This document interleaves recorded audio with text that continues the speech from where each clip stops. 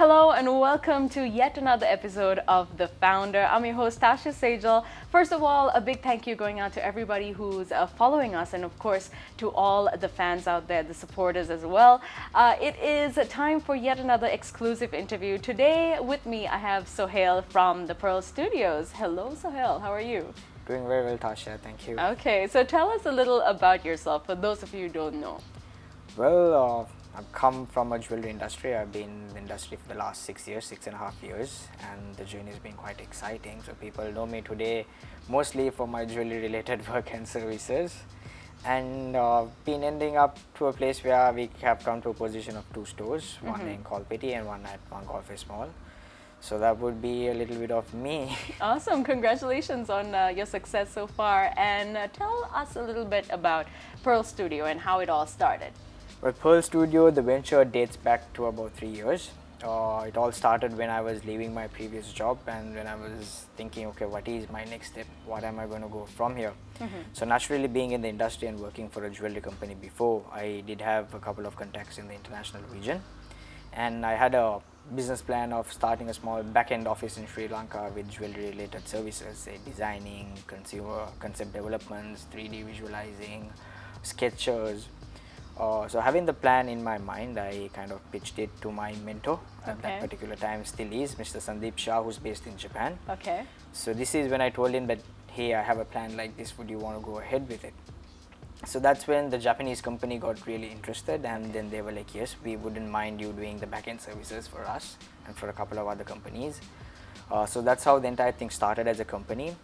From there we moved on and got a small team, and we started doing back-end services for jewelry. Naturally, going forward, we understood that there is a niche market for pearls, and nobody's doing pearl jewelry in Sri Lanka. And being in Japan, the operation was easier to source the pearls, and we had the knowledge to do it. And that was the initial spark for Pearl Studio. So that's amazing. From there, we opened up.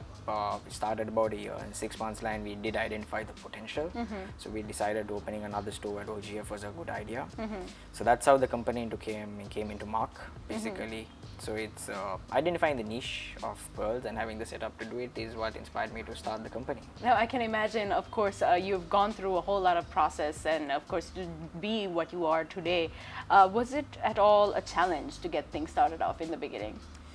In the beginning, yes, it is. It's slightly easier to understand that, okay, though you have a plan in mind, is it really going to work? Are people going to be interested? But then again, having the back end of, a supporting pillar from a Japanese company saying that they will give you the initial business is a key to move with. So I took that as the start. And then from there, we developed a small team. I had a designer and a computer designer for get the basics going on. So that was the initial thing to start up with. But, as once you have a small team and you keep doing it, and you actually see that it's going to a positive mark and you're getting more work, it just puts you everything into perspective to keep going forward. Awesome. And that's definitely a big push as well. What's the hardest decision you've ever had to make being in this company? Well, there is not exactly as hard as decision as particularly say, but then again, as an entrepreneur, as a leader or anything, you are going to be faced with another 100 problems tomorrow morning. And that's how it's going to be. So it's taking each at a time. There's no such thing called hardest. Using your experience to say what is a smart decision, how do we maximize out of something like this, or whatever we are put into play. It's about the mini decisions that you make, but it needs to be that it's the right decision that you make. So that comes with a bit of experience, bit of guidance. So I think take your daily challenge. There's nothing called as the hardest. Everything is going to be hard. Yeah, that's true. That is true. So one thing is, of course, getting into entrepreneurship and being your own founder. Was it hard to get financing in any way? Not in this particular project, because the business plan was approved by the Japanese company and they were ready to go for an initial investment with us. Because we were providing them a lot of services which would cost them pretty expensive in foreign countries. So this just laid out a foundation for me where I understood, okay, there is a potential for us to do. And ever since we have started it, of course, both the companies are benefiting. So is the Japanese company and the Sri Lankan company. So when there is an investment required, I have the confidence to go for it. So it's the confidence you build with your customers and your investors for you to keep going forward, especially as a small business. If you have someone giving you a little push, it's that confidence building you need to do with them so that you can go to the next level required. Yeah, and everyone's definition of success is different comparatively. What would you say is a definition of success that you rely on? Success for me is short term and long term as well. There are two means of success when I take it for myself. Well, long term success is when you have accomplished what you started off doing. But in order for you to accomplish that long term success, I think it's the daily success that you really need to count. The number of challenges you win in a day. Yeah. Right? So if you're faced with 10 challenges, you at least try to be successful in 7 to 8. Naturally, you're going at a successive rate. So that is what is important. The focus goal should be, for me, it's an X amount of value that my company needs to be at. In order for me to achieve that, what are the daily challenges or the daily success rate that I need to fall into. So the moment you hit your small success notes on a daily basis, the longer run is That's true. secure. Yeah, and some people say success is what gets you out of bed in the morning.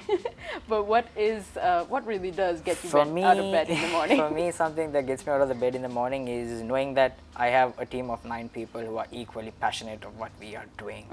So it gives me a great boost, a great sense of leadership, a great sense of confidence when I go to my team and all of us are positive in the morning, we are shining in the morning, we know what needs to be happened, we are running around.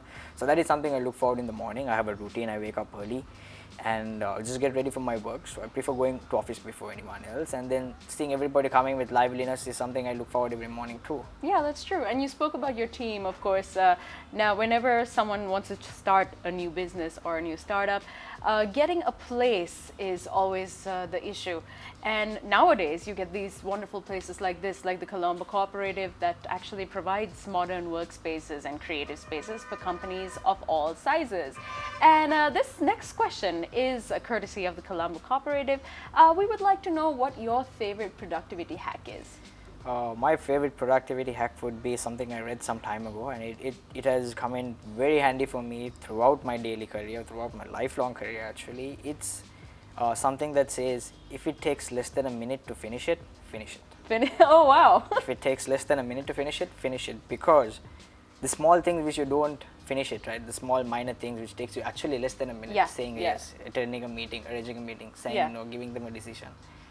The more you clock that, the later on the bundle's huger. Right. So if it takes a minute, finish it. Like, over a call you can confirm something, finish it. It's done. It's off your list. Instead of pushing it back. Pushing it back. If it's less than a minute, do it then and there. That's less than a minute. Come on. Yeah. I get it. So that's my most productive hack, I would say. I tell it to everybody. If it takes less than a minute, do it now. That's a really good productivity hack. Actually, I haven't heard of that one. But moving forward with, of course, everything that you've done for the company Pearl Studio, what are you most proud of? Well, that is a tough one. I think the most proud moment would me for B is completely solely working in a company from a normal job to come into a position not 100% successful, but somewhere getting there for the recognition of work I've done is a really proud thing for me. And also the satisfaction and the proud feeling that your parents feel because of you are kind of wife. Right. It's a little emotional, but yes, I think that would be the proudest thing for me. And what are you hoping for in the year 2020 for your company? 2020 is a challenging year for us. I would say that compared to the past year, we have actually hit all our targets and all that. So we are looking at a positive year for us as a company. We have built a certain trustworthy customer base, and right now it's about capitalizing and getting into bigger markets. So that is where our focus is as a company. Yeah. Now that you're your own founder, of course, your own boss, would you ever consider working for someone else? Not exactly. I would prefer consulting people on businesses. That's something I would look into the future as well. But apart from that, I will still work for myself because I know I could manage something on my own. Yeah, so I think it makes it easier also because if you are working for yourself as an independent leader, you have the ability to schedule your life the way you'd like to. So I would take that advantage with the experience. So I would. And if you ever had the opportunity to sit with a founder of your liking, maybe local or internationally, who would it be? Well, the answer is, I would say 2 people actually. One is historical and one is very close to my heart. I would say the founder of my religion, Islam itself.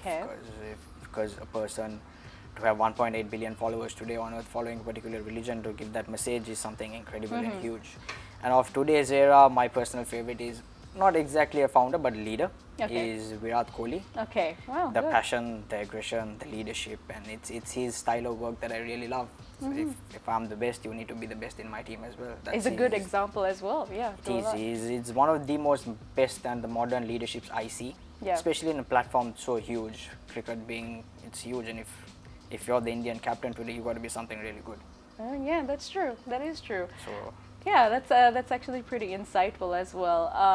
Thank you so much for talking to us. It has been an awesome one. Last but not least, I want to ask you, what would be a good piece of advice for young entrepreneurs young or any entrepreneurs, of any age, a group trying to start their own thing?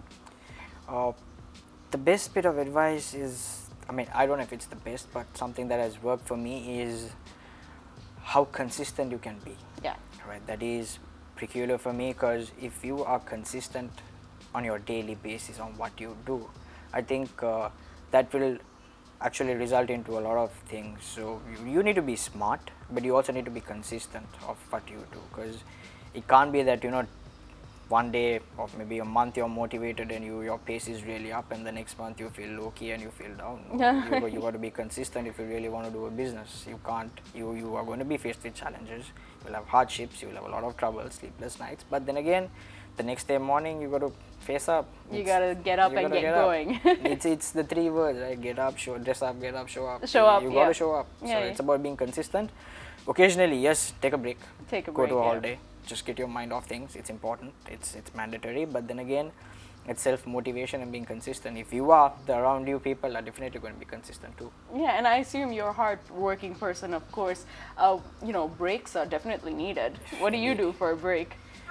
Well, this year has been a little lucky, but most of the time I have a lot of international related work. So every time I used to go for work, I would have additionally take 3-4 days, tour the country or wherever I am, just take a break, holiday, see the area and come back. So this year has been a little cracky.